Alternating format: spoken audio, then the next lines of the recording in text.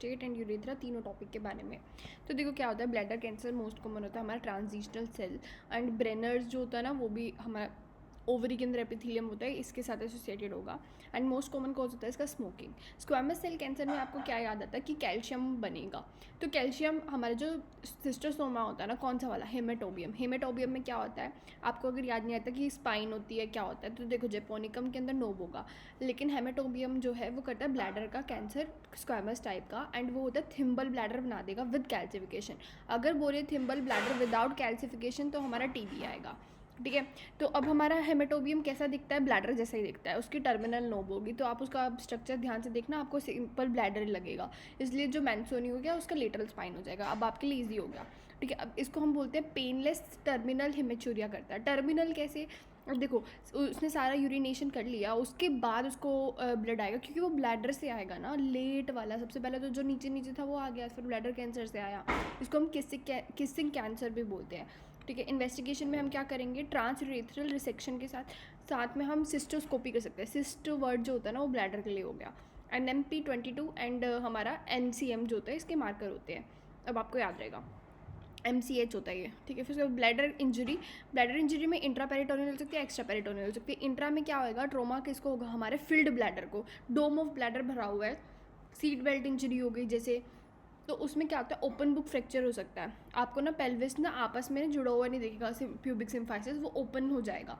उसमें हमें सर्जरी करनी पड़ेगी। देखो इंट्रा पेरिटोनियल ब्लीड हुआ है, मतलब मिक्सिंग हो सकती है उसके अंदर वाले फ्लूइड से, जो कि अच्छा नहीं है।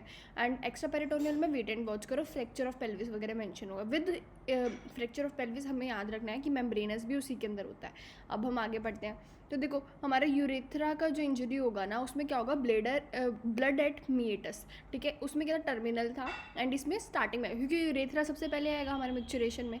तो अब रिटेंशन ऑफ हमारा क्या होता है, यूरिन हो जाएगा ब्लैडर वगैरह के अंदर। हमें ना कभी भी फोलीज को पास नहीं करना, because you will injure it more, क्योंकि हमारी जो यूरेथ्रा है ना वो इंजर्ड है ऑलरेडी। तो हम क्या करेंगे, हम उसका वेट करेंगे उसको फुल होने का। अब वो फुल हो गया तो हमने सुपरा प्यूबिक कैथेटर पास कर दिया। पता है इन सबसे पहले हमें क्या करना चाहिए, फोलीज पास मत करो, तुम क्या करो जल्दी से RGU ले लो।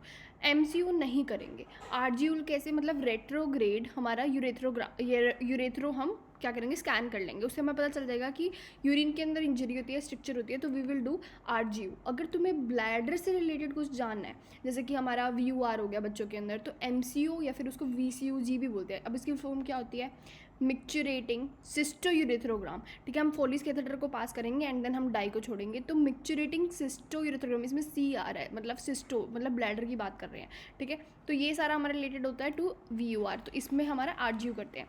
ठीक है, नेवर पुट फोली एंड उसको ब्लैडर को फुल होने दो, सुप्रा प्यूबिक कैथेटर पास करो, उससे पहले इन सबसे पहले RGU ले लो एंड रिपेयर करो। आफ्टर हमें तुम्हें वेट करना पड़ेगा for some time, like 6 weeks. ठीक है, क्योंकि मेम्ब्रेनस हो गया। अब हमारे अलग अलग टाइप के फ्रैक्चर होते हैं, राइट। तो पेल्विस फ्रैक्चर के अंदर मेम्ब्रेनस इज डीप सीटेड, तो इसलिए अगर पेल्विस में कुछ फ्रैक्चर के कारण होगा तो या तो एक्स्ट्रा पेरिटोनियल हो सकता है या फिर ब्लैडर वाला हो गया। उसके बाद आएगा हमारा मेम्ब्रेनस में क्या क्या मिलता है। मेम्ब्रेनस में हमारा क्योंकि ब्लैडर भी टूट जाएगा, तो इन्वर्टेड टीयर ड्रॉप, हमारा ब्लैडर रो रहा है, टीयर ड्रॉप साइन मिलेगा लेकिन इन्वर्टेड टाइप में। ठीक है, क्योंकि वो फट चुका है वोल्केनो की तरह। एंड हमारा जो पररेक्टल होता है वो हाई राइडिंग प्रोस्टेट मिलता है, जिसको हम वर्मेंटन वो बोलते हैं, साइन बोलते हैं, मतलब उसका लेवल जो होता है। एंड बल्बर के अंदर हमारा स्टैडल इंजरी, बल्बर क्योंकि सबसे आगे की तरफ है ना, तो इसलिए उसमें स्टैडल इंजरी में हो जाएगा। अब आएगा हमारा प्रोस्टेट में BPH हो सकती है या फिर कैंसर हो सकता है। अगर BPH हुआ, BPH का जोन होता है ट्रांजिशनल जोन, एंड अगर कैंसर हुआ तो पेरीफेरी जोन पे होता है। ठीक है, क्योंकि वहाँ पे ब्लड सप्लाई वगैरह कम हो गया, ऐसे याद रख लो कि साइड में आए। अब BPH में इरिटेटिव हो सकता है या फिर ऑब्स्ट्रक्टिव। अब आपको इमेजिन करें कोई इरिटेशन हो रही है तो अर्जेंसी हो सकती है, हेसिटेंसी हो सकती है, नॉक्ट्यूरिया हो सकता है, फ्रिक्वेंसी बढ़ सकती है, ये सब चीज़ें होंगी। बट ऑब्स्ट्रक्शन का मतलब क्या है, पास ही नहीं हो रहा। पास हो रहा है तो टिप हो रहा है तो ड्रिबलिंग।